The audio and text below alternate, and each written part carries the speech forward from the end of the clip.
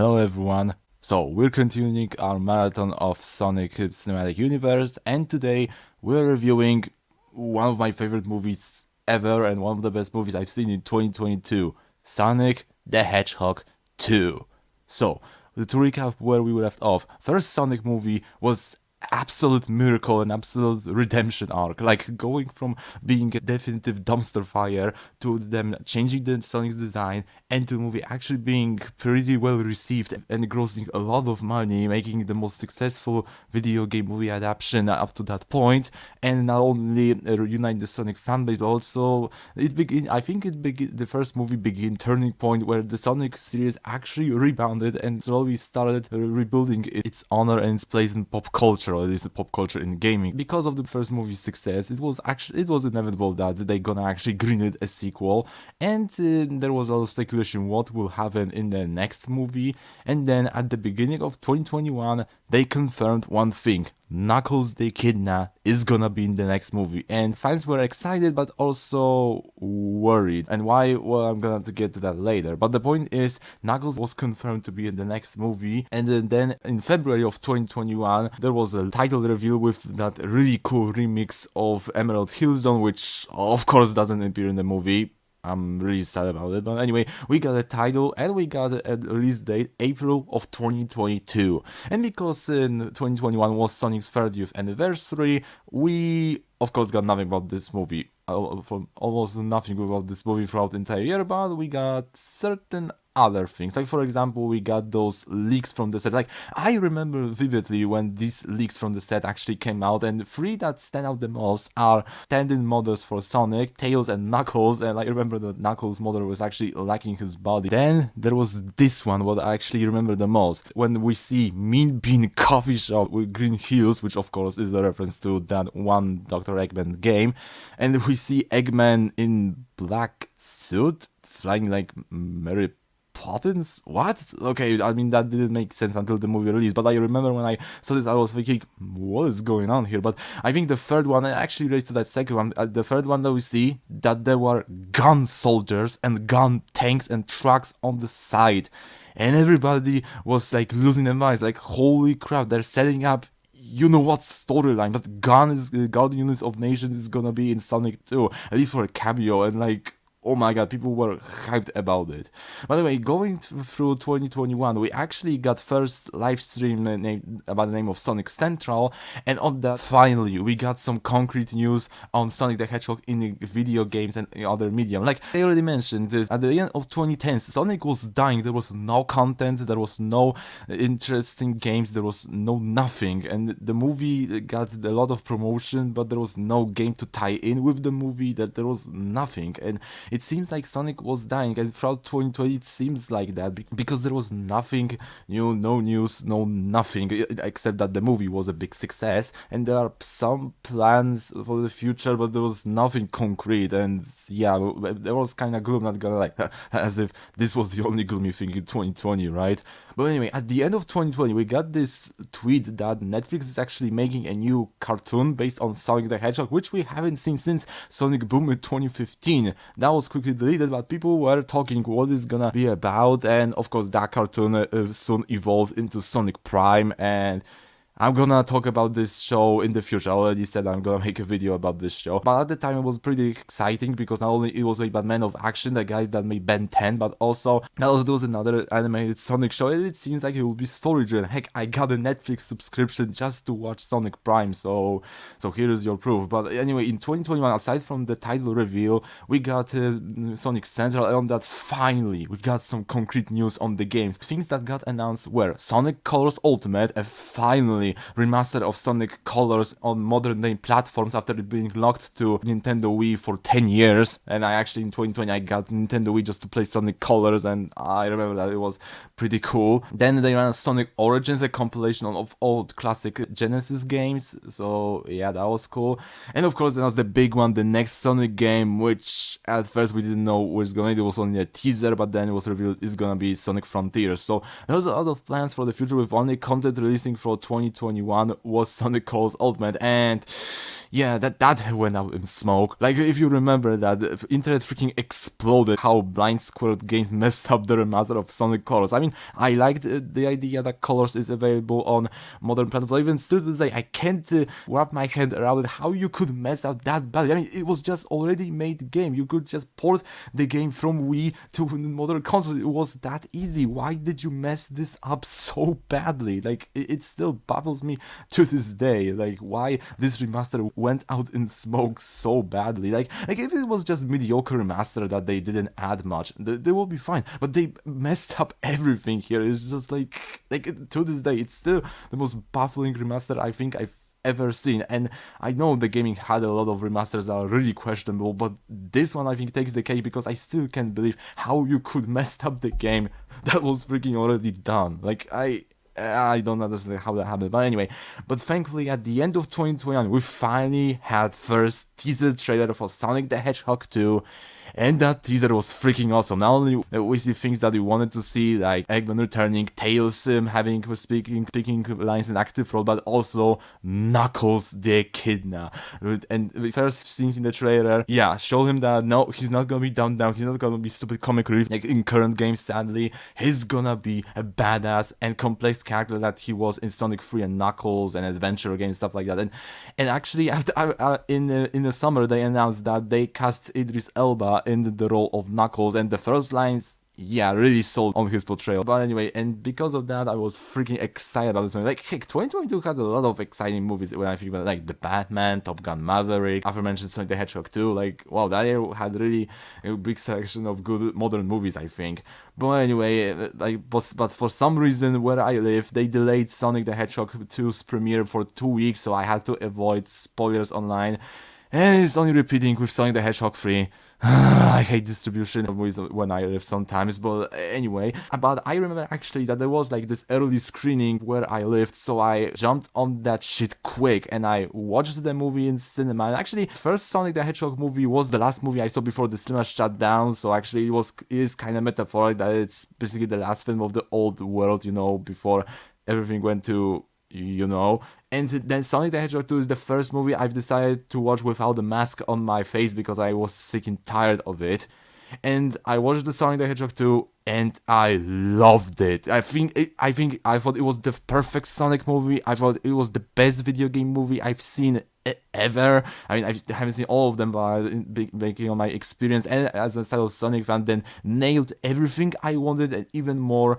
And I ended up seeing this movie 4 times in the cinema. Yeah, I know, after I've seen Across the Spider-Verse 5 times, it's not that impressive, but still it was pretty big thing for me. And I'm definitely gonna beat my record with Sonic the Hedgehog 3. I'm gonna watch this movie 6 or more times, but anyway. So yeah, I've watched this movie and I loved it. Saw it 4 times. It ranked on the top of my movies from 2022. I got freaking steelbook that had this poster that is basically a movie version of Sonic the Hedgehog 2 Genesis game cover. It's like freaking amazing. And I have this 4K steelbook and I rewatched this movie in crisp 4K for this video. So after 2 years, what I think about Sonic the Hedgehog 2? It's still really good. I still love this movie. I still enjoy it. I still think it's one of the best movies I've ever seen. It means a lot to me how this movie is faithful to the games, while also continuing the plot threads from the first movie, how it adds more lore, more characters, and it does it really well. But I don't think this movie is as perfect as I thought it was, mostly because, well, this movie is now coming out and this movie looks like this dream perfect Sonic movie, while this one is still amazing, but maybe it has some little teeny tiny bitty little flaws that maybe make it not as good as I thought it was. But still, with all those, I don't want to go pretentious and saying this is the worst way I've seen just because it's not the perfect movie or not perfect Sonic movie. I still think this movie deserves its recognition for being really well made Sonic movie, really good adaptation of those characters, and a really good sequel to the first movie. But why do I think this movie is great, and most importantly, how it handled Tails and Knuckles' character? Well, we're here to talk about it now. So like last time, let's start with...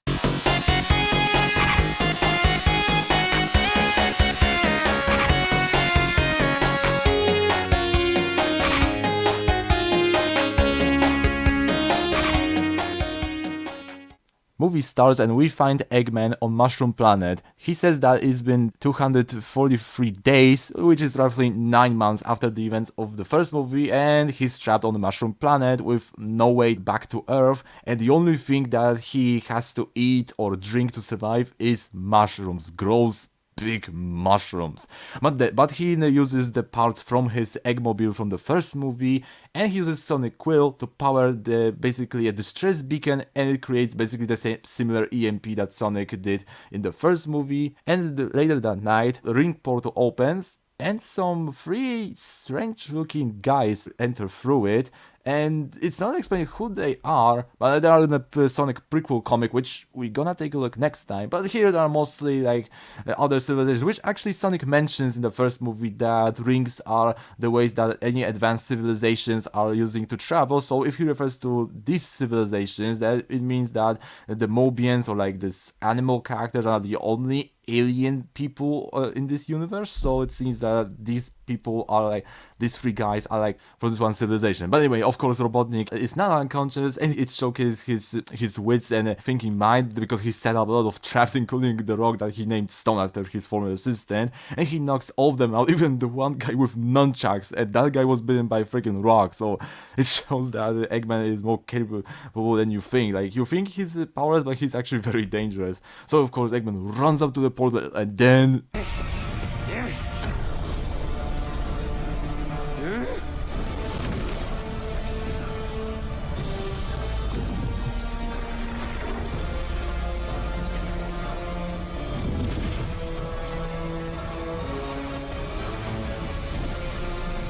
Where did you get that?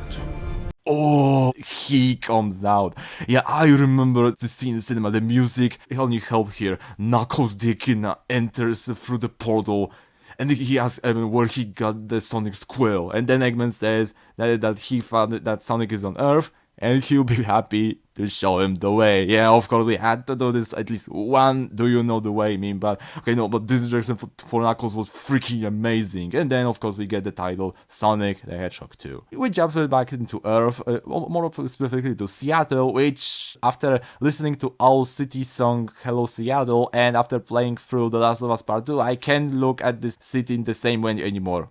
Poor Ellie. But anyway, so if there is quiet evening, then there is a robbery in progress. Robbers are running away in the armored truck while police is chasing them and are throwing bombs at them. And then we see him, our blue blur, and we are introduced to Sonic as he watches the car chase from the top.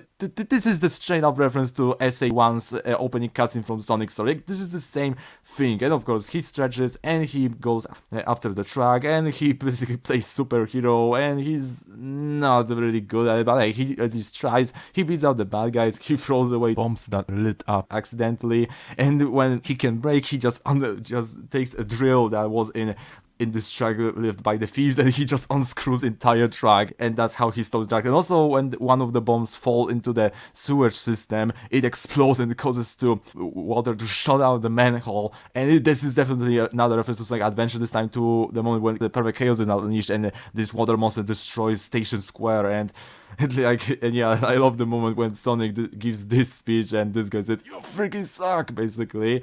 But anyway, then Sonic returns to Green Hills, accompanied by a Stars in the Sky by Kid Cudi, which we'll return to that song later.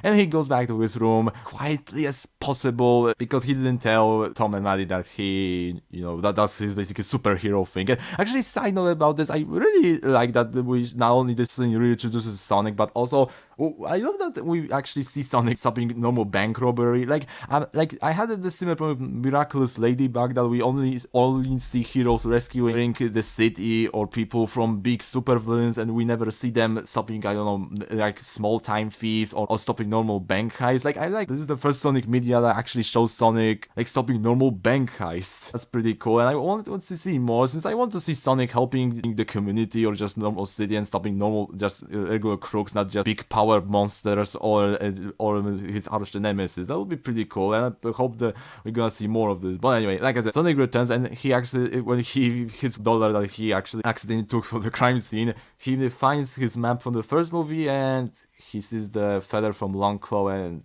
Oh my god, this is a sad scene. I like that they're keeping this basically the Sonic's trauma, because while he found family and friends and he can be open to Green Hills' community, he still misses Longclaw and he still blames himself for it. It's pretty sad. But anyway, then Maddie wakes him up and he goes fishing with Tom, and here we see the thing that Sonic is most well known from, aside from his speed. I can't swim! Help! If I die, don't look in my closet! Hey, you good? You're alright. It's really Okay. Tom, of course, found out that Sonic was gone last night and that he basically destroyed the entire city block in Seattle, and he lectures him that Sonic needs to be more responsible with his power, but Sonic acts, of course, immature because, remember, he's still just a kid, and he calls himself a hero, and he says, oh, he does this. You're supposed to be my friend. Stop trying to be my dad. Oh, like, I know Sonic doesn't mean it, but it's still pretty sad to see him see this thing at first. But Tom, of course, is the best dad or the best guy you could possibly find, and he says basically that being a hero is not about saving yourself; it's taking responsibility for other people, and this will play a part like in the movie. Like, God, this movie, like, it's really good with setting up really important character developments. Well, anyway, Tom and Maddie actually are going for the weekend to Hawaii because Rachel, yeah, that's Maddie's sister that they left in the last movie tied up in her own house. Yeah, this will be a little bit awkward, but anyway, they're going to Hawaii because she's getting married, so Sonic is left alone with their dog Ozzy, and trust me, this wedding will be important later, both for better and for worse for this movie. But anyway, so of course Sonic, as because he's a kid, has fun in the house, doing whatever he wants, and of course he doesn't have to worry with making a mess because he can just clean it up with 1 second. This is basically the last moment that is like the last movie or like those Alvin and Chipmunks with stuff like that, because now the real action begins. We see basically a reprisal of the post-credit scene for the first movie as Tails arrives and he says that he located Sonic and he hopes that it's not too late. And actually I think I have to say, while I liked his look in the post-credits, I think this redesign is much better because he looks like more modern Tails and he still looks appealing, cute, and oh my god, he's so fluffy. But anyway, he finds the police car and he uses it to travel. Then later that evening, Sonic is watching TV with Ozzy, but then power goes out. And it doesn't look like a simple power outage because static appears on TV and lights are flickering, so Sonic of course is a little bit scared, and then when he wants to open the door,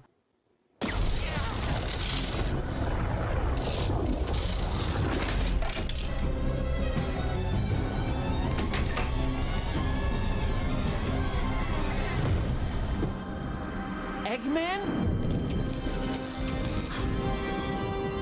Hello, Hedgehog. Did you miss me? I don't know how you got back, but you made a big mistake coming here. Oh, contraire, mon frère. The mistake was thinking you'd won. But that was just a prelude, an hors d'oeuvre, an aperitif, an amuse-bouche. I get it. I don't think you do. But you're about to.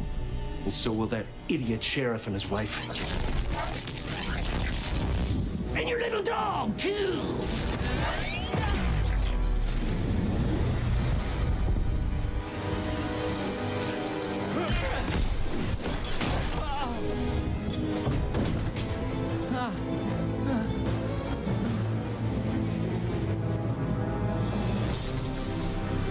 Pitiful. oh my god, like Idris Elba was just like perfect casting for him. So of course Sonic tries to fight back, but Knuckles is too powerful. I love that. That was in the games. While Sonic is fast, Knuckles is trained in a lethal force of combat, and Sonic has nothing on him. And even when Sonic tries to use his speed to ram into him, You forgot one. Unstoppable.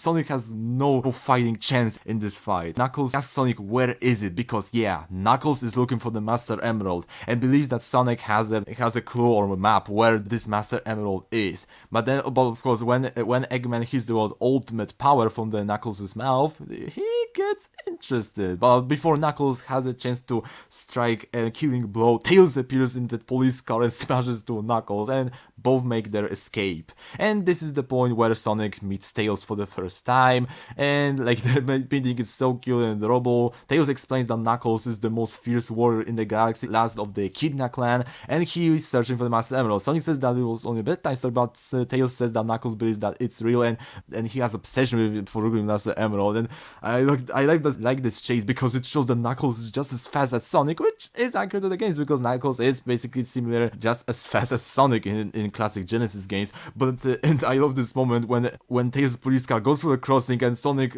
barely manages to hit other cars, and there is a track with splash hails water on it, which is a reference to Sonic the Hedgehog 4, and then Knuckles smashes through it. It's like basically escaping from killer and slasher movie. Knuckles even jumps on the car and rips through the door trying to get to Sonic, but Tails runs off the cliff and both him and Sonic jumps out while Knuckles falls to his doom until he also jumps and buries his fist into the wall. And of course Sonic thinks that he's gonna fall, but then he sees that Tails using his tails to fly, and he carries him like in the games. Like, oh my god, like this is so adorable and so faithful to the games. But anyway, Sonic and Tails make their escape, and Eggman actually arrives on this Mom Lower. Okay, that was pretty funny. And Eggman sends the message through his smartwatch to Agent Stone. Yeah, because Agent Stone actually disappeared before the third act of the first movie, and here we see what happened to him.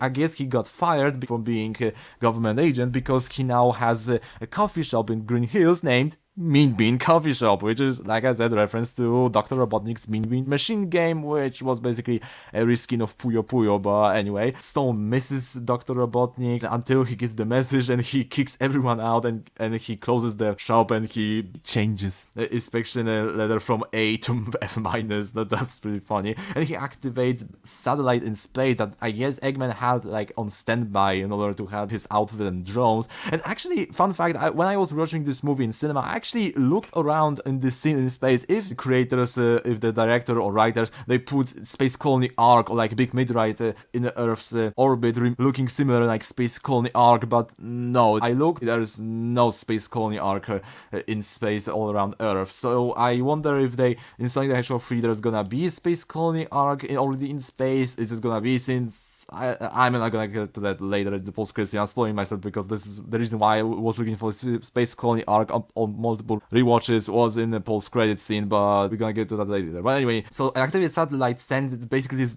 giant pod. Eggman enters it, and I actually like that throughout the most of the Act 1, Eggman has this destroyed outfit from the end of the first movie, but he enters there and he changes his damage suit to this new suit, the black and red new suit that is kind of similar to, that is really close now to his actually video game. So it's not quite the same, but it's, I think, really cool. And the new batch of drones are dispatched from the spot. Most of them are the same from the first movie, but there are also one that are looking like bees, so that are definitely a reference. Buzz bombers, and like, oh my god, like they still look realistic, but they're still slowly the bandings from the games. That's more like it. I've been rehatched! This is only proves my point that he always wanted to be called Eggman with his references to Egg-Sack, and when Sonic calls, like I said, he was pretty excited that someone finally got it. But anyway, Knuckles is actually climbing the wall like in the games, and Robotnik, when he helps him to get it. Actually, I love that. I love this scene. You think these machines are a match for me? I will shatter them like the bones from a fallen... Oh, they are stairs.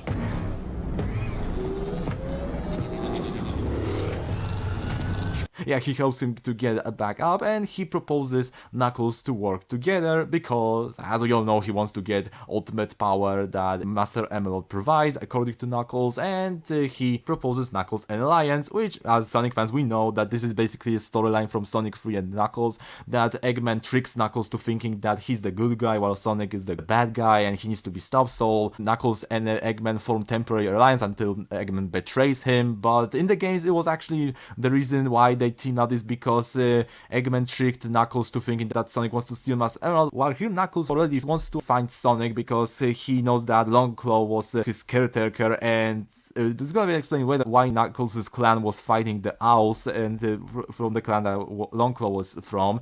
But anyway, here Knuckles already wants to find Sonic because he believes that Sonic has a map, which, spoiler, he has, to Master Emerald, and here he only accepts help from a button because he's gullible, he's naive and gullible, and that's about Knuckles' character. Like, Knuckles' character is not stupid, he's maybe gullible and he's easily tricked by Eggman many times if the Master Emerald is involved, but he's not stupid. And actually, I like how they treated Knuckles here, but I'm gonna remain that for the characters section of this video. But anyway, Sonic and Tails seek shelter in Wade Whipple's house, and then they pull out the map, and they actually find out, like I mentioned that in the first movie we saw on the map that there was Master Emerald on the right bottom part of the map, and we thought it was a reference to Angel Island, but then it turns out that, I think because Sonic said specific words, the hologram of Longclaw activates, and she explains that this planet was chosen for a reason. I don't know if she references to the fact that Sonic was sent to planet Earth, or because the thing that she's gonna say next, that this planet was chosen as a location to keep Master Emerald hidden. And of course, like in the games, it's very faithful to say that Master Emerald contains ultimate power that can change your thoughts to power. Yes, this is basically the same thing as Master Emerald works in the video games, and I loved it. And then a map shows that the location of the first, basically we start Indiana Jones or Uncharted style adventure, that the first clue on the map, that piece after the hologram, is ended, which actually leads to a very emotional scene that Sonic says, "No, please don't go on, Chloe." Like, he really wants to talk with her, but this is just the recording, and recording ends, and Sonic is left alone with Tails and Wade Whipple again.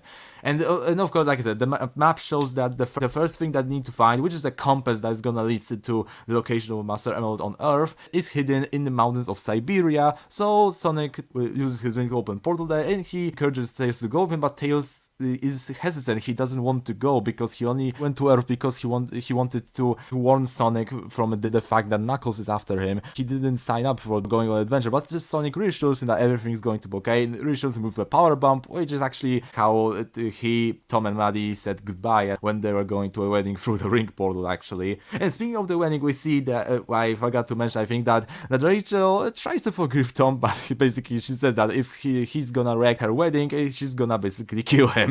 And we see this character named Randall, and he's basically pretty masculine, cool guy. He's not asshole. I actually like that this Randall character, which actually is gonna be important later part of the movie, is not actually asshole. He's a pretty cool guy, and actually after we see that he has entire squad of people, which of course they're gonna be revealed to be someone undercover, but anyway. And then Tom sees this and feels sad for Sonic that he doesn't have this kinds of squad or people to grow up with. And actually, it's pretty sweet that at the end of the movie, Sonic will have this kind of people in form of Tails and Knuckles, but I'm getting ahead of myself. So anyway, Sonic and Tails are actually lost in Siberia because of the massive snowstorm. So they don't ski disguises and go inside the one bar, and this is basically like this typical scene where like don't, in Western or other movies, like, don't worry, everything will be fine, and then characters enter and everyone basically trying to kill them.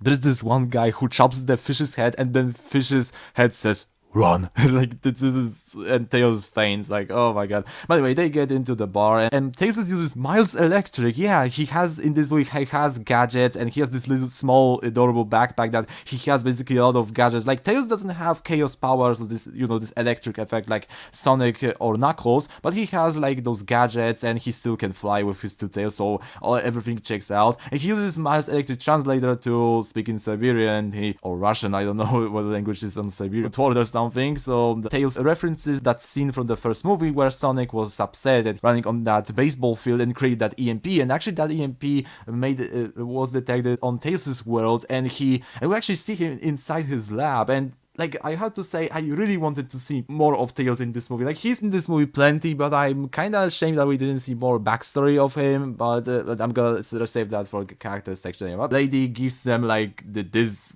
freaking weird meal, and of course translator goes haywire, and everyone basically tries to kill them by throwing them into the fire. But then Tails quickly finds out about Pivonka, which basically Siberian dance off in order to resolve conflicts, and we have this one guy is basically good at this dance. Sonic and Tails at first they are really bad at it, and everyone scream freak at them, and Tails, it looks like he's really I really just now noticed that this scene actually plays on Tails' past, because you know he was called the freak earlier because like his motivation, his backstory in the games is that in this movie actually that he had two Tailses, and everyone was calling him a freak and everyone was bullying him, and that's why he decided to live with Sonic, and eventually he becomes his own hero. And here, when he sees and hears that everyone calls him a freak again, I guess it plays him on his insecurities, and he has a PTSD what happened to him, and he's like freaking out. He doesn't know what to do, but Sonic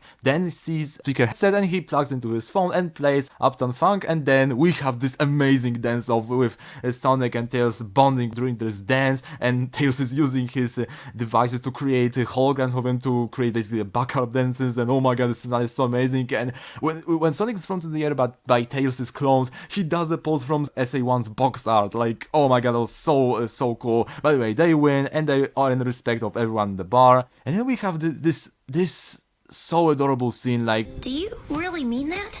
I mean, not everything, but I watch a lot of Discovery Channel, and I meant about me being your pal. of course, buddy. Oh, coming in hot. Growing up, I didn't have any friends. Everyone in my village thought my two tails were weird. Hey, I know that feeling. But then I saw you, the fastest creature in the galaxy. You were weird too, but you were a legend. That made me think maybe being weird isn't so bad. You inspired me to leave my village, to find you and help you in your mission. I'm really glad you're here, Tails. I'm glad I'm here too, Sonic.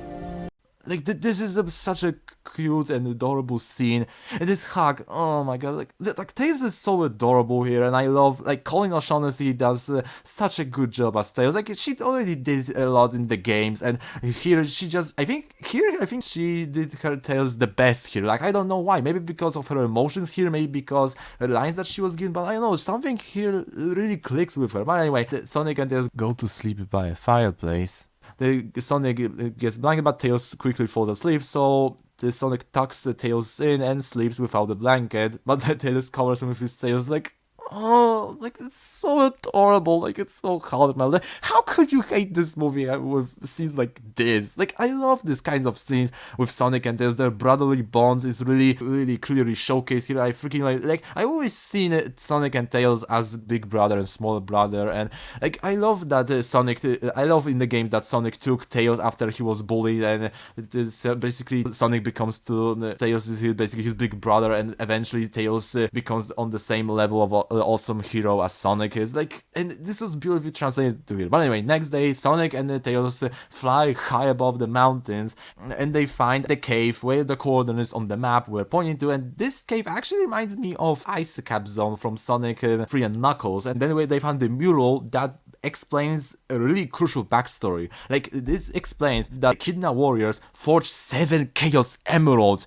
into Master Emerald. Yeah, in this, like, yeah, in the normal games, Master Emerald and Chaos Emeralds are separate things. Like there are 7 Chaos Emeralds and there is this Master Emerald. The Master Emerald is basically like a controller or the most powerful emerald of them all that can depower or power up the Chaos Emeralds, and itself contains the ultimate power and the biggest out of 7 emeralds. Actually, I was wondering how they're gonna tackle the Chaos Emeralds, because I was kind of worrying, like there are 7 artifacts to find, and and it will be like kind of disjointed story. Like there will be like quickly we need to find 7 Chaos Emeralds, and the story will be like overblown with artifacts. But I think they did a really good compromise by making a Master Emerald a housing unit for the 7 Chaos Emeralds, which actually I think worked out pretty well, because like I said, in the original games, I mean, the Master Emerald also worked like this main power source of the emeralds, and it can power up the emeralds or turn them off. So I think it makes perfect sense. But anyway, the Echidna warriors forged them into one emerald, and the one who had this power can destroy the entire armies. And I think the Echidna that it's shown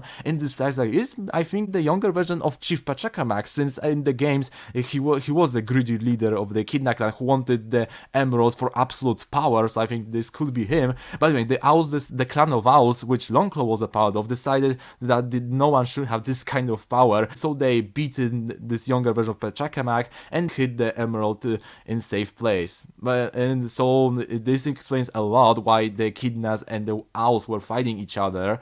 But anyway, they go further and they find this big owl statue, and on the map there are like symbols that they need to be slided on in order to activate it, and the compass is given them. But of course, Robotnik and Knuckles appear, and how they track them? Well, I forgot to mention that in the previous scenes it's shown that Eggman actually hacked Sonic's phone, and that's why you should use ExpressVPN, a sponsor of this. No, I'm sorry, they didn't sponsor me, but anyway. So anyway, Eggman hacked Sonic's phone so he can track his location. And I just love that Knuckles is reading the message. Just chilling, watching TV. Dot, dot, dot, dot, dot, dot, dot, dot, dot, dot, dot, dot, dot, dot. Idris Elba makes it fun sound so hilarious. Also, this scene with holographic hedgehog, which, why this holographic song reminds me of Sonic.exe, but anyway, this scene is also hilarious. Yeah, that's more where that came from. Tiny magic hedgehog destroyed. But anyway, so Eggman and Knuckles go to find Sonic and Tails with this new Eggmobile. I forgot to mention that this new Eggmobile that is really now closer to the game, because in the first movie this Eggmobile was basically like this plane kind of the vehicle, while in this movie this Eggmobile is basically almost a perfect live action version of Eggmobile from the games. And we have this scene that actually gonna be important later, that Robotnik says that they're gonna ditch Stone, and then Knuckles says dishonor, and then Eggman says this is how I roll, and this is gonna bite him in the butt later. But anyway, like I said, they found Sonic and Tails. A lot of the drones block out the entrance, but Sonic uses one rocket that Eggman launches to make an opening in the mountain, and we basically engage into snowboarding sequence from a Sonic Adventure ice cap that Tails goes high and is chased by Eggman, while Sonic uses one of the drones as a makeshift snowboard, and he snowboards down the mountain. Knuckles also does that with one kind of broken drone, and he chases after Sonic. And this sequence is freaking amazing. Like we don't focus on Tails and Eggman surprisingly, but we focus on Sonic escaping the drones that are really aggressive in terms of shooting him. And we have this scene that he blinds out drones with snowballs, and then there are like all drones making a laser grid in the air, but Sonic stops time like in the first movie, and he destroys them with some opera music playing. Like, this is so fun scene. My mom always laughs when she sees this scene. But anyway, then when he defeats the drones, Knuckles appears, and they engage in back and forth taunting, and Knuckles knocks Sonic off the snowboard, and Sonic loses his rings. I know, I see what you did there, like in the games, but now he loses his rings, so ring mode of transportation is over for now. Knuckles has Sonic pinned down. There is no way that he's gonna escape. Knuckles says that Sonic is making jokes, but they're not gonna help him, and Sonic says that Echidnas are really, really good at ruining his life, and Knuckles says that he doesn't know anything about ruined life, and then we see his backstory. He says that on the day that Longclaw was killed in the first movie, the Echidna tribe, which actually in this one we see the temple that is in Missing Ruins in Sonic Adventure, it's in the background. But anyway, so Knuckles says that on that day Longclaw was tracked down. He was only 6 years old by then. He wanted to go to help him, but his dad said that it's not his time yet, and his time will come. And it was the last time he saw him. I guess he was one of those Echidnas that were attacking Longclaw when Sonic was sent to Earth. Like actually implies that since Knuckles says that he never saw him again, and every Echidna was like, Longclaw took down the entire Echidna clan before she died. Like, wow, Longclaw is a badass. Anyway, then Sonic says that he's not the only one that he lost that day, and he remembers that he lost Longclaw. And this is the moment when Knuckles actually thinks that, hey, maybe Sonic is not the bad guy here, because they have a common ground. But of course, Tails captures Knuckles in those basically high-tech tasers. Knuckles thinks Sonic tricked him, but Sonic wants to convince him that it's not true, because he really showed empathy to Knuckles, but seeing as no choice, Sonic throws compass to Tails, but Eggman captures Tails, and using missiles, he really badly injures Tails, and Sonic goes to help his buddy while Knuckles and Eggman escape. And Knuckles actually starts, I think this is the moment when Knuckles starts to see that Sonic is maybe not a Blue Devil, like Carl calls him. Like he says that he could have gone after the compass, but he chose to help Tails instead. Well, of course, Eggman dismisses it because, like I said, he's against friendship, and he basically says that friendship is for weak. So Knuckles is kind of confused about it. But Eggman's missiles caused an avalanche, so Sonic quickly tries to wake Tails up, but it's no good. So like this is the moment where everything becomes more dire, because Tails is really badly injured and he's not waking up. So Sonic quickly grabs this makeshift snow that Knuckles made and quickly slides down the mountain and calls Tom, which is actually in the middle of Rachel's ceremony, and Tom actually has a Green Hill Zone as a ringtone, which is actually really cool. Though why he has Sonic's photo from the first movie that he has no chance to make it, I don't know why. But anyway, Sonic calls Tom, and Tom tries to use his ring that Sonic gave him, having the way back from Hawaii, but turns out when he was teasing Jojo, that kid that is Rachel's daughter, he switched wedding ring for Sonic's ring. Then it leads to a scene that he tries to get a ring, which leads into punching Randall and creating a ring portal, and Sonic and Tails go through it, and massive amounts of snow goes with them. Sonic's like that because he was saying that he's in the messages that he's at home, he's fine, but actually he's not fine. And of course, he quickly explains that Robotnik is back, he's searching for Master Emerald. But then when he tries to help Tails, then bam, he gets tased and by some high-tech net, and people who were on weddings and were part of Randall's basic friendship group, they pull out the taser guns, and Tom Butler's character, Commander Walters, enters the picture.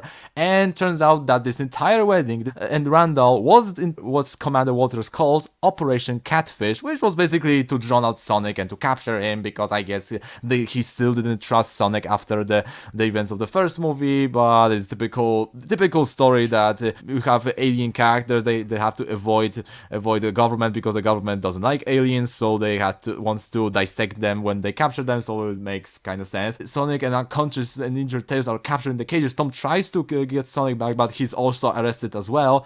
And then, of course, Rachel is freaking destroyed. What the heck is going on? And then this Tom Butler's character reveals this one thing I was preparing myself for. That after the events in San Francisco, a global task force was created, devoted to protecting our planet from alien threats. That day, Guardian Units of Nations was born. GUN. Seriously? Gun, yeah. Yes, GUN, Guardian Units of Nations, this military force from Sonic Universe is in this movie. Like, I was wondering how they're gonna include GUN, since this is basically similar to our normal human world, so we already have normal military. Heck, there was a normal military in the first movie, so I was wondering if they're gonna do, in this universe, Guardian Units of Nations will be like this special task force, and yeah, this is the route they went with, and I was right, this guy was freaking Gun Commander. This is the Gun Commander from Shadow the Hedgehog and some other Sonic games. Like it only makes sense. I was right. Like I was wondering if I was deluding myself because I'm a Sonic fan, and in the first movie that guy looked like Gun Commander from Shadow the Hedgehog game.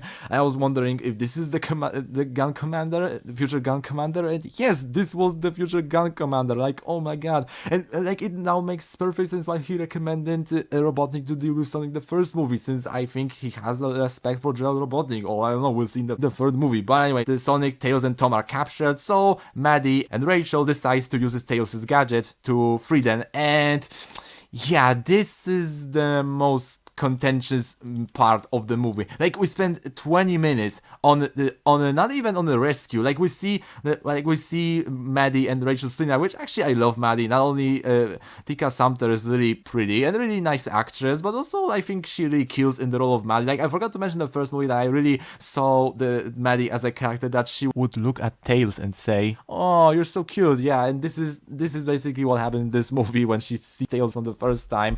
But anyway, she goes there to help help Sonic, Tom, and Tails escape. She's ambushed by gun agents, but Rachel manages to use Tails' boomerang to subdue them, and she goes to basically wreak a hell on Randall. And you may know, when you ditch a woman and you anger your wife, you have to pray for God, because there's nothing more deadly and more dangerous than a pissed off wife. And yeah, while this scene is freaking hilarious, fun, and really makes me laugh, it is kind of dragged on. Like, we spent 20 minutes with no Sonic characters, no relation to the plot aside maybe from the gun commander, but even there, she's not very much in these scenes. Like, this scene should have been condensed, it should have been cut out, or like, they shouldn't haven't been here and all. Like, I would like accepted Maddie sneaking into hotel or in order to rescue Sonic and Tom after you know, like, after like these agents are like subdued, we mostly see Rachel trying to get her revenge on Randall and Commander Walters, and then next time we see Maddie, she's already in the room and she rescues Tom and Sonic. So like, yeah, I totally get why people are on the fence of I don't like these scenes. I have to say, like, this moment is the weakest of the movie, because this moment and the next moment I'm gonna mention soon, I think it was a mandate that, or like, not budget, I don't know if it was a mandate. Like, I don't mind that we have humans in the Sonic movie, because in adventure games we have shown, we've seen the world, that this world that Sonic and his friends inhabit, that yeah, it's like kind of cartoony world with some cartoony landscapes and some like mystical elements, but we have also normal cities and normal governments and normal humans, so it's like basically Looney Tunes world. So I don't mind that in the first movie and this movie and overall this entire Sonic world, Sonic movie saga has humans in them. But at the same time, I totally understand why this 20 minutes can put off some people, because like I said, we have no Sonic characters in this. This plot is kind of not moving forward here. So yeah, I totally understand why people are on fence of it. Even I have to agree that I was watching this for the first time, I was like, what the hell is that? Where is Sonic and Tails, or even Knuckles and Eggman? But honestly, it doesn't mind too much if I'm watching it for the like 6th time at this point, especially that this is very funny. And actually, I was wondering when like then Rachel and Randall make up and they actually kiss, because turns out while this was all undercover work, Randall actually fell in love with Rachel, especially that she's a freaking badass woman that you don't want to cross her. So I was wondering, if she's gonna be also gun agent in the next, or gun soldier in the next movie. And guess what? Character post for Sonic 3 just came out, and guess what? Not only Randall is one of those posters, but also Rachel in the gun soldier uniform is on this. So yeah, she will be a gun soldier in the next movie. Like, this would be freaking crazy evolution, that she was in the first movie, she was like this sister of the main character's wife, of the Tom's character's wife, that she doesn't like him, and in this movie she was a scorned woman that she wanted to get revenge on her fiance after he ditched her because it was all undercover mission. And because I think she will be a gun soldier because Commander sees that she's a freaking badass woman, so she will be useful asset in our forces. But anyway, I hope in this first movie she's gonna be only like a couple scenes, it's gonna be only like a fun continuity gag and not, you know, like another 20 minutes of her and not Sonic characters. Like, hope so. But anyway, after this, and one scene I have to mention, that we see Wade Whipple in Green Hills doing job for Tom since he's on vacation, and he finds out the Eggman's makeshift laboratory in Mean Coffee Shop, where Agent Stone actually tries out some new outfits for Robotnik. One of them is a classic Eggman outfit from Genesis games. Of course, Wade called him red-handed, and this is actually funny scene. I'm gonna show it here. Freeze, police! Oh my god, you got robot hands. You got robot hands. No, they're gloves. Get them up. Now spread your fingers. Now wiggle them. Wiggle your digits. Yes, like you just finished a big musical number. Good. Yeah, but anyway, after this scenes, and when this part of the movie is actually pretty messy, but then we're freaking back to awesomeness. Eggman and Knuckles find this island, which actually I think is a nod to Angel Island. Like, Angel Island doesn't exist in this world, because Master Emerald in the games is on Angel Island. It makes this island that Knuckles lives in flow in the air, but here Master Emerald is hidden in the temple in the ocean. Like, oh my god, this is so freaking cool idea, and so it looks freaking amazing. Like, entire movie looks amazing in terms of visual style. I'm gonna get to that soon. Compass activates this temple, and this basically activate giant green light beacon in the sky, and Sonic, Tom, and Maddie sees it. Thomas suggests that they come up with a plan, but Sonic is remorseful. Like, Sonic admits that he was reckless, and he fails Tails that because he almost got him killed, so he has to do it alone. So then he prepares, he utters these famous words. I gotta go fast. And he starts to run on water. Like, oh my god, this is so intense, cool moment. Music helps this scene so much, and it also reminds me the sections of Adabat in Sonic Unleashed, though that place was based on Malaysia and not Hawaii, but it's still Sonic running on water in incredible speed, and it looks freaking amazing. Also, this scene when Sonic runs up the wave and he jumps, there's a slow motion lightning in the background. Like, it's so freaking cool, and it reminds me of Frozen too, surprisingly. I mean, maybe it's just a coincidence. But anyway, Sonic tries to run up another wave, but water swallows him, but luckily water washes him off on that island, and he sees the temple in the water where Master Emerald is located. But actually, side note, I believe that this is another, like, the owls, the languages they use in those artifacts, and this entire temple kind of reminds me of Babylon civilization in Sonic Riders series. Like, since the Babylons are aliens in Sonic Universe, and Babylon Garden kind of similarly was revealed in the first Riders game, this is kind of maybe that deep cut reference to that. I don't know, maybe it's just a coincidence, but maybe it's pretty cool. But anyway,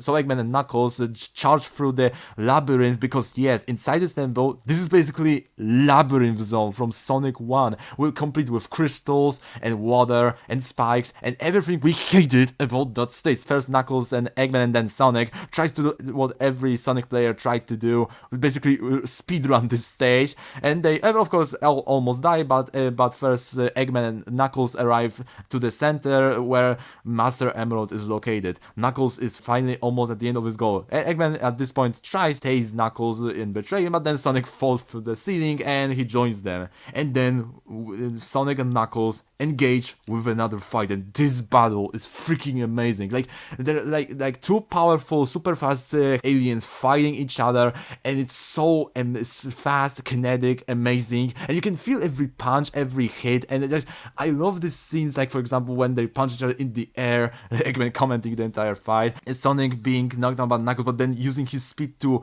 basically throw him off his feet, slowing down time, running up the thing, and then losing basically his bounce attack from Sonic Adventure 2 to smash Knuckles into the stairs. But even then, Knuckles is still on his feet, and he used this quick fist attack like he did in Sonic X, and despite Sonic avoiding it, he still manages to punch him. But of course, Eggman uses this distraction to get to Master Emerald himself, and when Knuckles is almost done, he's really close to crushing Sonic. There's no way out. Like, wow, Knuckles is so powerful that even when Sonic is prepared, he's still not matched for Knuckles. It only shows, like, with Sonic Feature in mind, how movie Shadow is gonna be powerful, because he managed just to simply grab and break Knuckles' fist and then kick him into air.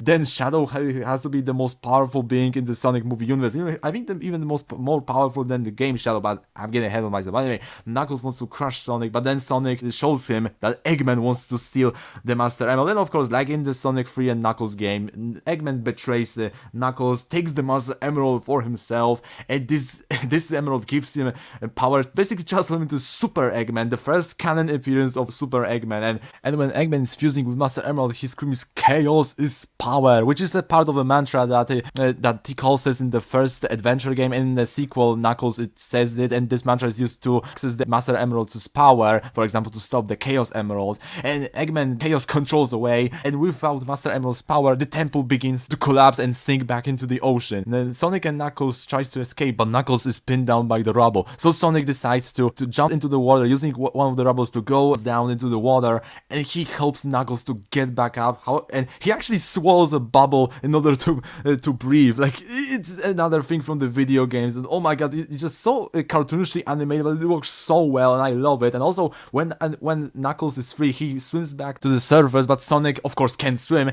and he almost drowns. And actually, music in the background is basically orchestral version of the drowning theme. Like, oh my god, like, again, music in this movie is not sadly not from video games. We don't have that kick-ass remix of Emerald Hill, but we have at least a couple of seconds of drowning theme. But of course, Knuckles saves him, and then we have another beautiful character scene. Like, I'm just gonna play it here. I'm not gonna say anything new now I haven't said in my Lego video, or I know what people haven't said already. You saved me. Don't talk to me. I'm not in the mood.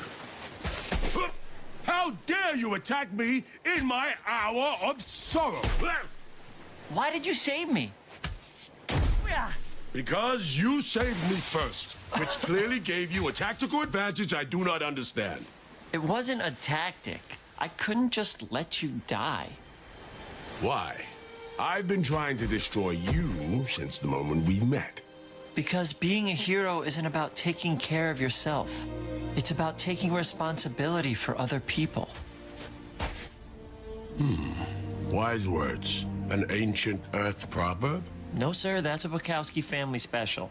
I got it from a guy in a rowboat. Someone who means a lot to me. Come on, knucklehead. We're not beat yet. On the mountain, you told me you lost everything. The way I did. But you seem so hopeful and free. How did you move forward despite failing again and again and again and again and again? Okay, I didn't fail that much. But I didn't do this all alone. I found a new family, new friends, and you can too. You don't have to be alone anymore. Yeah, I just love this scene. Like this scene shows that Knuckles is not a bad guy. He was just confused. He's just gullible, and he just wanted to fulfill his destiny from Fight Master Emerald. And in the process, he got tricked by Eggman to having this emerald stolen from him. But Sonic motivates him to not give up. And Tails, I guess, got better in between shots. He flies towards this island on freaking biplane. This biplane was on the wedding floor, and we have tornado in this movie. And I just love this scene that when Sonic forgives Knuckles and they become friends and they join forces in order to stop Eggman. Meanwhile, Mean Bean Coffee Shop, Wade interrogates Agent So when then Super Robotnik chaos controls here as everything in the room turns green because of the Master Emerald's power. And Yes, I'm here, and yet I'm not all there. Super Eggman's like freaking terrifying. Like, he's so powerful, and he has this filter in his voice that makes him so terrifying, honestly.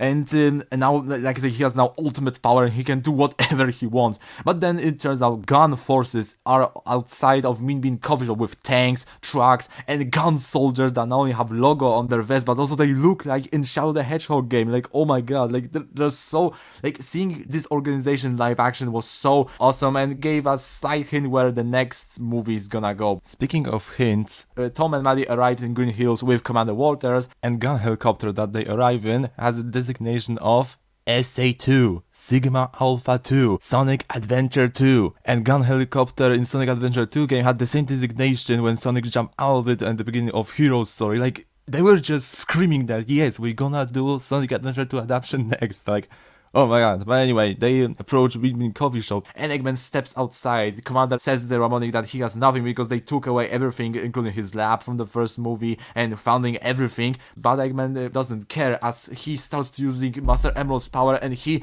uses everything metal that he can find in Green Hills. Tanks, trucks, trains, everything. And basically Emerald's power creates this giant tornado and Eggman uses metal from everything that I mentioned to create something big. Meanwhile, from the ring portal, I guess because Knuckles, I think he can create the ring portals, I'm not fully sure. Biplane flies through with Sonic, Tails, and Knuckles on board, and they see Master Emerald's power unleashed. Knuckles jumps out of the plane, which actually, I think is a reference to Sonic Mania when he's knocked down off the plane, while here he just jumps down from the plane.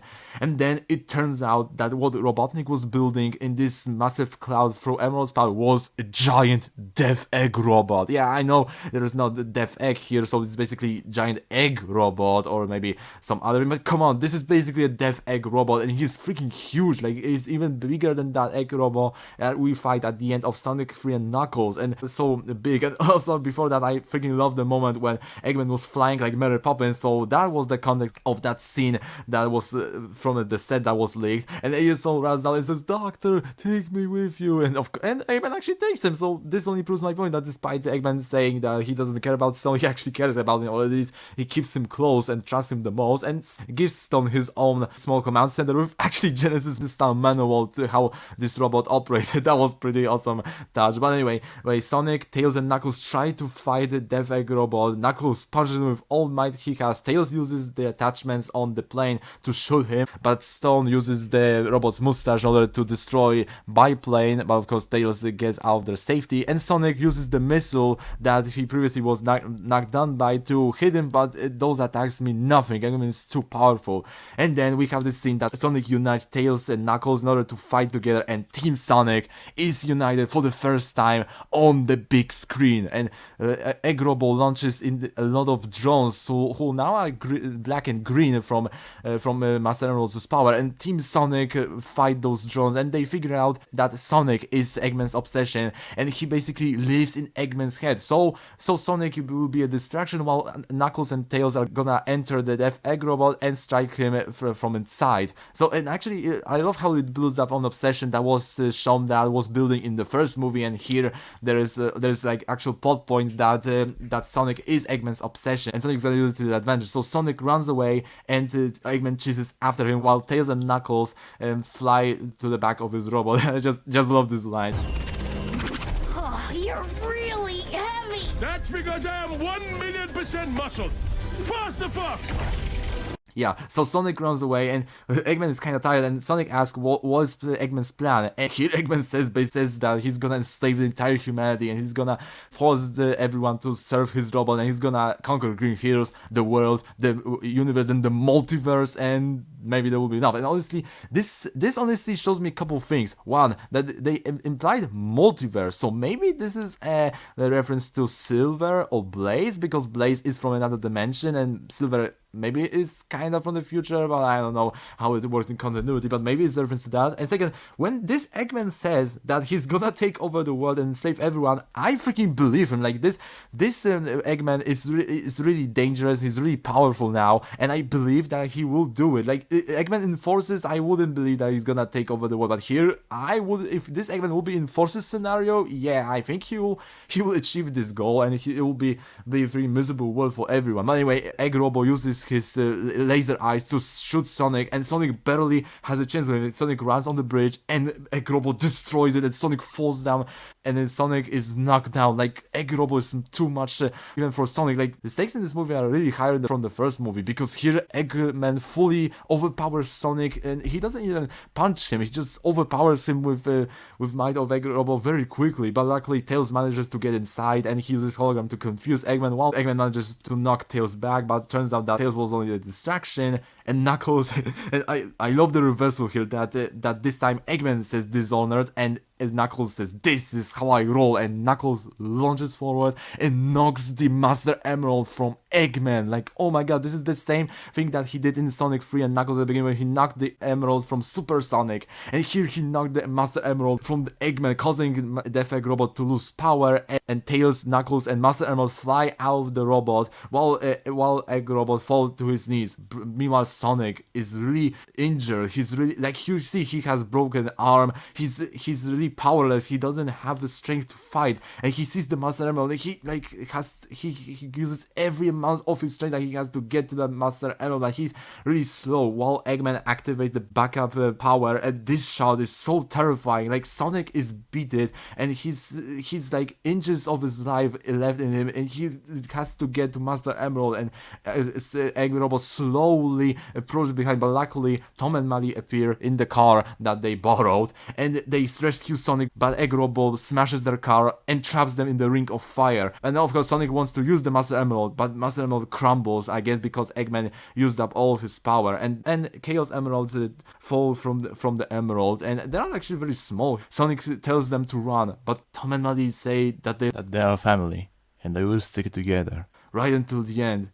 But when they're about to meet his end, Emeralds starts to glow and they go into some. But there, it seems like Eggman actually won and he actually crushed Sonic, Tom, and Maddie. But then there is a golden glow and there's something happening, and it's Supersonic. Like, oh my god! Like I was not believing what I was seeing in the cinema. Supersonic on the big screen. Like, oh my god, this is so magical moment. Like, I still remember, it still gives me major feels. Like, oh my god, Supersonic on the big screen and in live action movie, he looks freaking amazing. And he was freaking so good. He spins around the Eggman's ex-robot's head to cut it like a saw, and he has also filter in his voice. Eggman tries to punch him, but he's no match for Supersonic, and Supersonic bursts through the egg robot over and over again. And then when egg robot is almost finished, he just taps it with his feet like in the '06 opening, and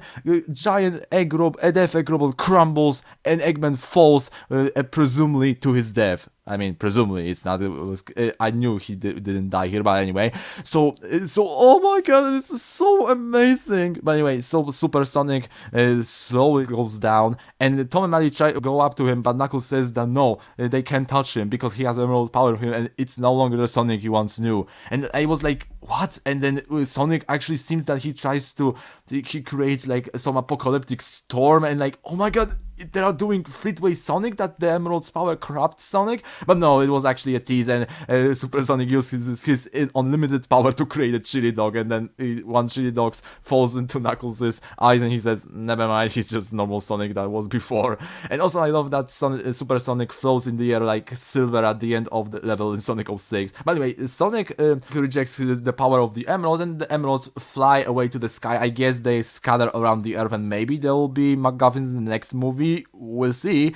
And when Tails asks why he let go of this power, even though he was the most powerful being in the universe, Sonic said that he just liked being a kid, and also that he liked being blue. And just like in the games, Knuckles uses his power. I guess he reboots the Master Emerald, and Sonic, Tails, and Knuckles decides to stay on Earth to become Team Sonic and to protect the Master Emerald, protect the Earth, and they cement their team with a power bomb. And the movie ends on such a beautiful scene that, remember in the first movie that Sonic plays baseball with himself and it's nighttime and it's all alone? Well, in this time it's daytime and Sonic is not alone, and Knuckles is freaking hilarious in this baseball scene that he uses power bomb to punch the ball, and we hear Sonic calls Tails by his full name, Miles Tails Prower. And like, it's just so adorable ending. Like, I love this moment when Knuckles carries Tails, and Sonic now has full friends and family. And Tom says that Sonic actually has his friends that he can grow up with. Sonic says that he got a lot more than that. And like, oh, it's so adorable, and like, yeah, it's so cool that Sonic now has his friends and family. And the movie ends with them almost forgetting the Master Emerald in the fridge with Chaos Cola or Chaos Soda. Like, oh my god, that's so nice reference. And the movie ends. But of course, there is more. Like in the first movie, we have the end credit sequence with a pixel art style, but only I think it's more modern and much better. But then we have this post-credit scene. We have gun units on the crash site of Death Egg Robot investigated what happened, and that one female agent that I think is maybe Agent Topaz, or a kind of similar character. But since it's Sonic 3 is confirmed that we got the character named Director Rockwaller, then maybe she will be like Agent Topaz kind of character. Like, I don't know. But then anyway, this female agent says that they didn't find Robotnik's body, which was clear indication that Robotnik is alive and well. And we see Agent Stone undercover as one of the gun agents, I guess, to escape. But then this female agent says that when they were wiping out Robotniks from their database, they found the file from the 50 years ago. And like what? No, they didn't. They don't doing this. Oh yes, they do. She says that there are coordinates to the certain lab or black site, and then we see the scene. The pod rises from the floor. There is liquid nitrogen all over it, and there are computers from the 70s or 80s. And who is in the pod? Shadow! It's Shadow! Like, oh my god, I was so excited when I seen, like, I couldn't believe Shadow is gonna be in the next movie, and Sonic Adventure 2 is gonna be the base for the next movie. Like, oh, like I cannot describe how hyped I was when I saw this for the first time in cinema. Like I couldn't believe that they doing Shadow the Hedgehog next, and I was like, oh, the best post-credit scene ever, no question. And that moment alone made me hyped for Sonic the Hedgehog 3 2 years before this movie was even filmed, shot, and anything. Like, oh my god, best post-credit scene ever. Like, and I think it's the perfect ending for this movie. And yeah, this is the entire story of Sonic the Hedgehog 2. What do I think? This story is not perfect, but holy cow, this is so good of the story. Like, this story, like the first movie, has heart, has passion, has creativity, has faithfulness to the games, though I think now it's even more because of the locations and references to Sonic games, specific Sonic games, levels. The structure of the movie is similar to a Sonic game. This movie beautifully adapts the story of Sonic 2 and Sonic 3 and Knuckles, and it actually, I think, beautifully merges them together in order to create really good story, really good adaptation of those two games, while also doing its own thing and being a sequel to the first movie. And I think this sequel does what good sequel should have done: improve on the original, maximize the awesomeness, and mostly fix what didn't work. Sure, this story is not perfect, maybe it's too unfocused in some places, and maybe there are some scenes that could have been shortened or cut out, but the rest of the movie is freaking awesome time, awesome experience. I love those intimate character moments where there is a scene on that boat between Sonic and Tom, those scenes with Sonic and Tails after the dance-off, or the scene where Sonic forgives Knuckles, like entire Knuckles character, gonna get to it soon. Like, this movie was almost perfect Sonic movie. This movie was fantastic. The story was really fantastic, Sonic story. And though it's not perfect, I would argue it is better than the first movie, and it's so awesome to see this story realized on the big screen. But I think this story also worked because of this one certain thing.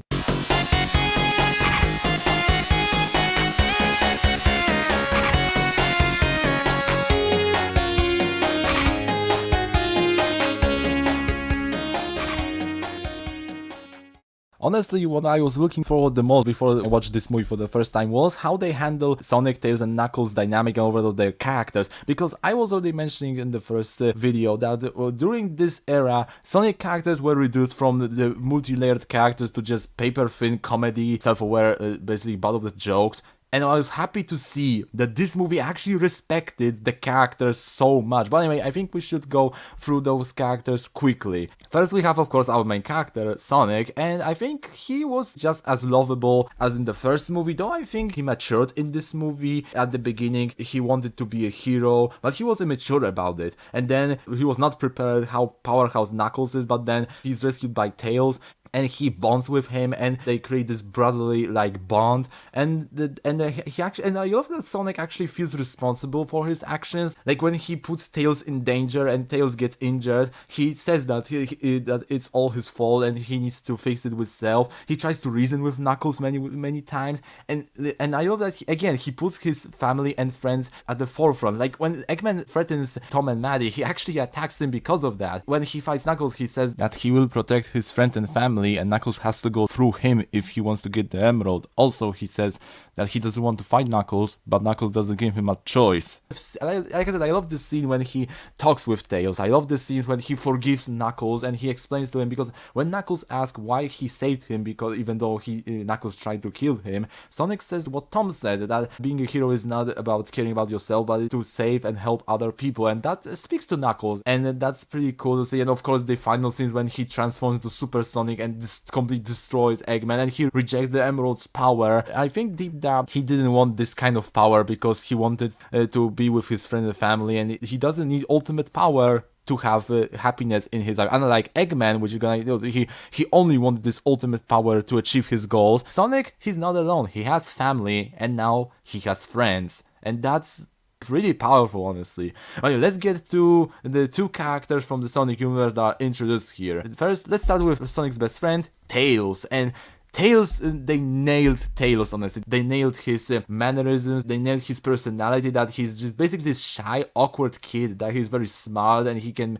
make those gadgets, and of course he can fly with his two tails. And like I said, at the beginning, he's really hesitant with helping Sonic, and he's pretty insecure, but Sonic helps him to become more confident, more brave, and at the end he helps out with the final battle, and that's pretty small and really cute character development. Sure, I would like to see more of him, because I think in this movie, in terms of the backstory, for example, he only tells us that he was bullied, but we don't see a flashback of sorts that he was bullied and when he saw Sonic. Like, I did this musical tribute because I love this movie so much, and I include this scene from Sonic Origins cutscene. I think that would be pretty cool substitute or something like that, but sadly we didn't get that. And I think overall, while I think they did pretty good job with sharing the screen time between Knuckles and Tails, I think Tails should, unlike Knuckles, I think he needed more of scenes and more backstory here. But besides that, I think they still did pretty good job, and it was so refreshing to see him as a competent hero, maybe a shy kid, but thanks to Sonic he became more confident here and actually helped out with the final battle.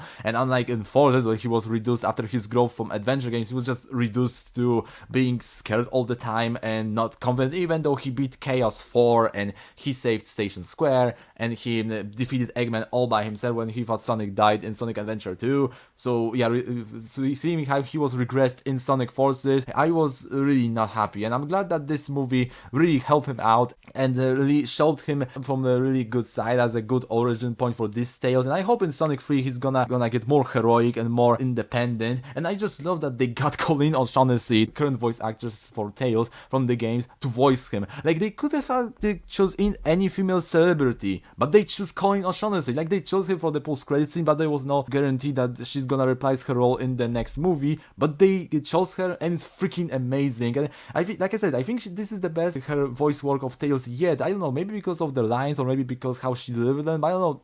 She just works for Tails in this movie, and this is the best work. So yeah, I really enjoy Tails. I really think they nailed his personality, his look, the fact that they gave him a lot of these cool gadgets and this small little backpack. I already mentioned those scenes with Sonic and on the dance off when his insecurities were shown. Like, this is pretty cool interpretation of Tails. I can't wait to see how he grows and matures even more in the next movie, at least, I hope. Speaking of Knuckles that I mentioned a couple of times, let's talk about the Red Echidna warrior himself, Knuckles. And oh my god, Knuckles, oh my god, he was perfect in this movie. Like Tails, he was also degraded in the video games at the time. Though, unlike Tails when he was reduced to coward, Knuckles was reduced from the noble warrior and maybe little gullible and naive character that he could be easily tricked by Eggman when Master Emerald is at stake. But he's still a quiet, powerful hero that guards the Master Emerald. He spends most of his time alone, but when the duty calls, he helps out Sonic, and he's a capable warrior and badass character. But sadly they reduced him to comic relief, and boom, Knuckles, which I absolutely hate, didn't improve him. Well, guess what? The big budget movie said screw you to those interpretations, and they just write Knuckles just like how he was in the classic games and in Sonic Adventure games. He's like this really powerful warrior who has this unbreakable duty to find the Master Emerald and restore his tribe, because he believes that he's basically in propaganda that owls are evil and the Echidna tribe was in the right, even though it seems like they were in the wrong. And like I said, he tried to help as a kid, but then his dad said that it's not his time yet, and then Knuckles lost his dad, and then he traveled the galaxy in order to find Sonic and find the Master Emerald. And then he finds Sonic on Earth, and like, he's basically a powerful, unstoppable force. Like, Sonic couldn't even beat him in the second time. Well, in the first time he wasn't prepared, but the second time, every time Sonic loses him, in the final fight, he loses. Knuckles is so powerful, badass, and he's just like a really well-made character. And I love that they adapted that story from 3 and K that basically like teams up with Robotnik not because he's evil, but because he got tricked. He was just confused about it, and he just wanted to find the Master Emerald, and he believed that Robotnik would help him find it because he thought Sonic was pure evil. But then of course Eggman betrayed him, and he finally saw who the true villain is and helped Sonic and Tails defeat Robotnik. Like, this is, like I said, this is the story from Sonic 3 and K, but told on a bigger scale in live action movie with dialogues, and it works so well. And Idris Elba, like I wasn't sure for him because Idris Elba is an amazing actor, but I wasn't sure if he's gonna fit Knuckles' personality, but somehow he manages to fit this character. Like he's so good in this role. Like he's not only sounds badass and sometimes even scarier, honestly, but also he's also fun, gullible, and even funny in many times, like as I with this dot line or even some other things. Like his mannerism and his dialogue just fits Idris Elba's voice and this version of the character, and it's like this Knuckles is just like amazing reinterpretation, and it fully restored Knuckles' reputation after Boom Knuckles and back then current video game Knuckles ran this reputation of him being a competent warrior and hero into this just basically lame comic relief. No, this movie really restored his reputation, and it's just a really cool character, and he's really faithful to the games, and I just love his interaction, whether it's with Eggman or with Sonic, when they're fighting each other or just working together. He's just amazing here, and I love how they treated him. And of course, I think the final character we should talk about in length is Dr. Eggman, or Ivo Robotnik. And oh my god,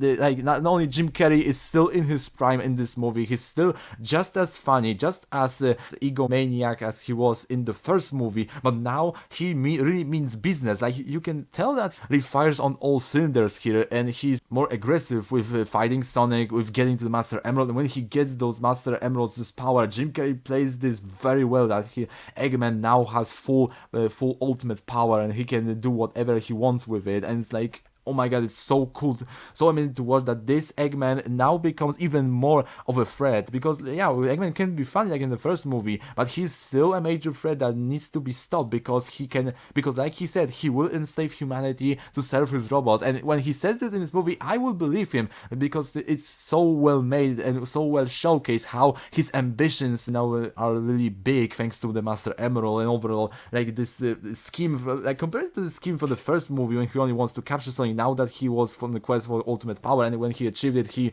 used it to build this entire big death egg robot. It's like, oh my god, like this is really good evolution of this first this proto Eggman that we see in the first movie to basically now almost fully video game accurate Eggman, minus of him being fat or having a full video game accurate outfit, or at least not yet. But yeah, I still love Jim Carrey in this role. I think he's amazing as Eggman, and I knew that he didn't die at the end, because it's always like we see him exploding in the classic games, and yet somehow he still returns in the next game, so know that he didn't die at the end. And luckily he doesn't, Jim Carrey said that he retires after Sonic 2, but luckily he returned in Sonic 3, and he's gonna give this Eggman a really good send-off. I have gut feeling about this.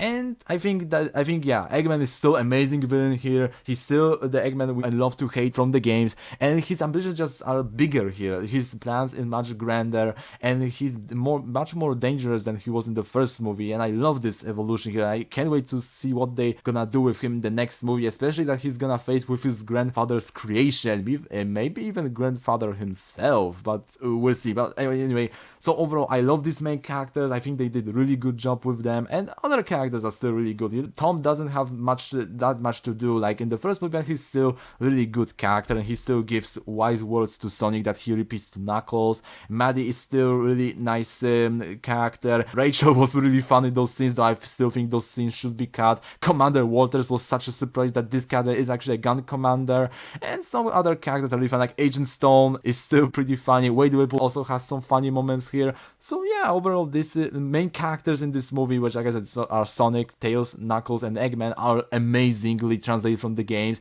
and were much better interpretations compared to what we had in the recent games at the time.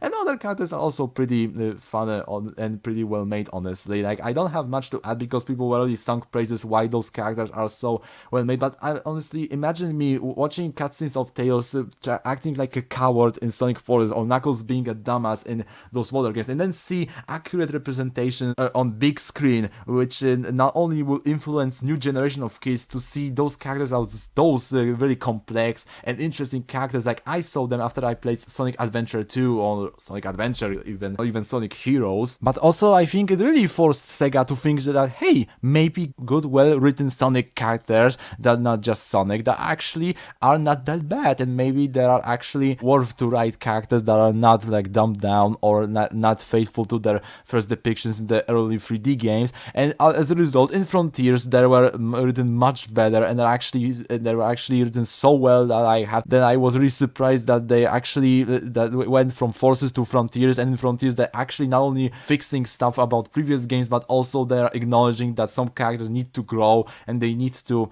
evolve, not just stay in one place. Like, oh my god, and I think this Sonic 2 was a snowball effect that created this change that Sonic characters in the games are finally well written. But aside from that context, I just was really happy to see Knuckles and Tails being well depicted on the big screen, and just watching them meeting Sonic for the first time. Like, this was so incredible to watch, and I just overall just say I love the characters in this movie, and that's more than enough to say, I think.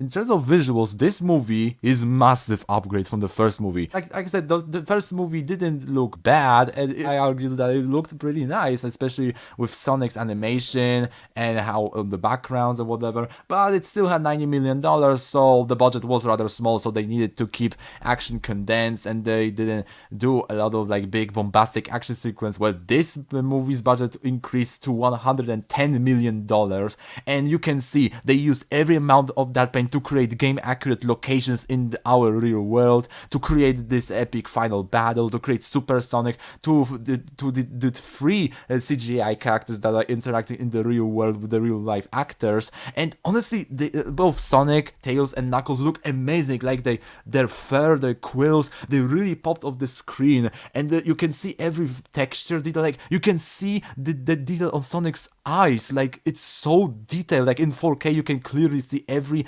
amounts of detail on the CGI characters. Like, it's so impressive how they mesh well with the real world, how they look, and how their voices just come out with them, and you can believe that these are real alien anthropomorphic animals. And it's like so impressive, and how they work with how, for example, Knuckles looks next to Dr. Robotnik in those scenes. Like, it's just perfect.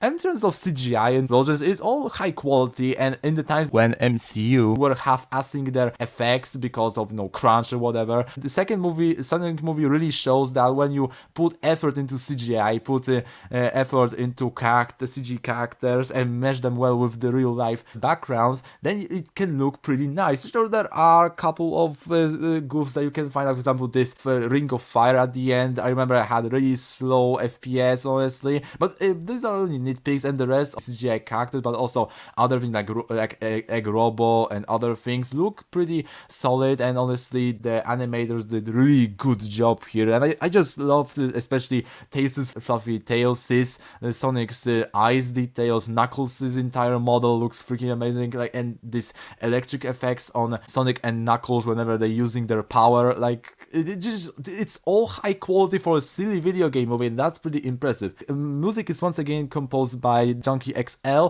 and music is still high quality, and I think it's even better than the first movie because it fits the scenes, it fits the action sequences, and it actually makes some scenes even more epic, like for example when Knuckles first appears, or when Sonic and Knuckles fight in the temple, or where Super Sonic appears. It's like, it so fits so well. But I would agree that it still would have benefited with some game accurate music. Like for example, like I already mentioned that we had like this orchestral version of the drowning theme when Sonic almost drowns in the temple, but we didn't have this epic rendition of Emerald Hill Zone, which is sad, honestly. But honestly, I don't care as long as the music is good and serves its purpose. And I think Tom Holkenborg created very good music. And sure, I would love to have more music from the games. Yeah, but what we have here is not that bad, honestly. I think it's still pretty good. And in terms of ending song, we have another pop original music, this time of Stars in the Sky by Kid Cudi, who was finally enough place, one of the antagonists in the Knuckles show. And oh my god, Stars in the Sky was freaking awesome. Like, it was like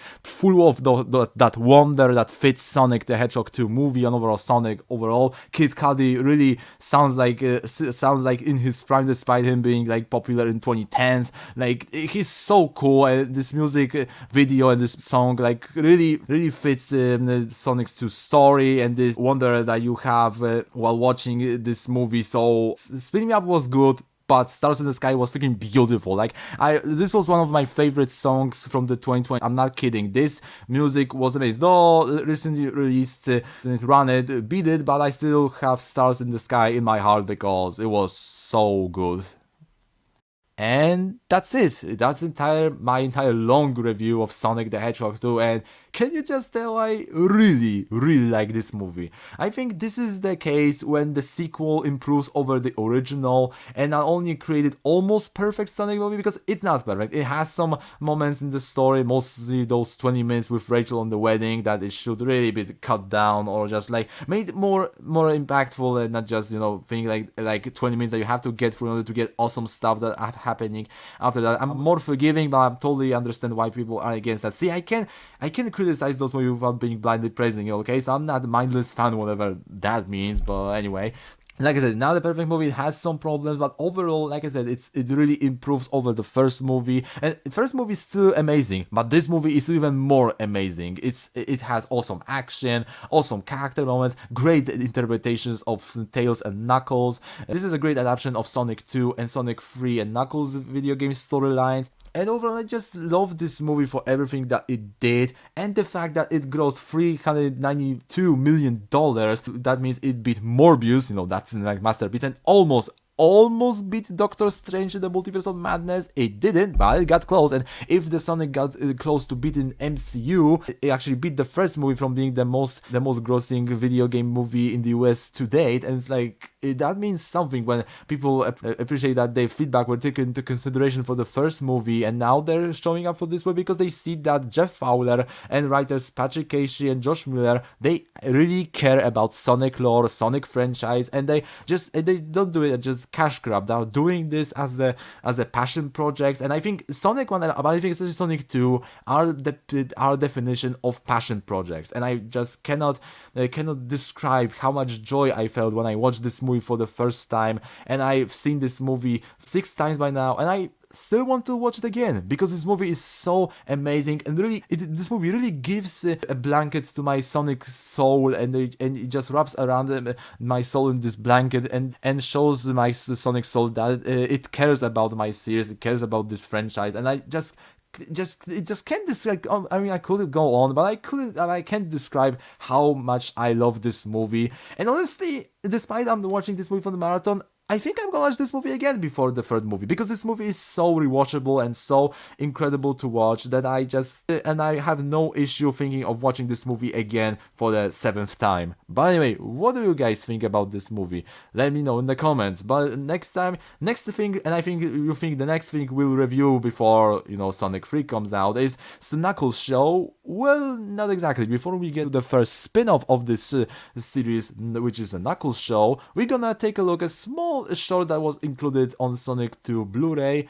So of course, that means next time we're gonna take a look on a little short film called Sonic Drawn Home. But anyway, like, comment and subscribe, and see you next time. Bye!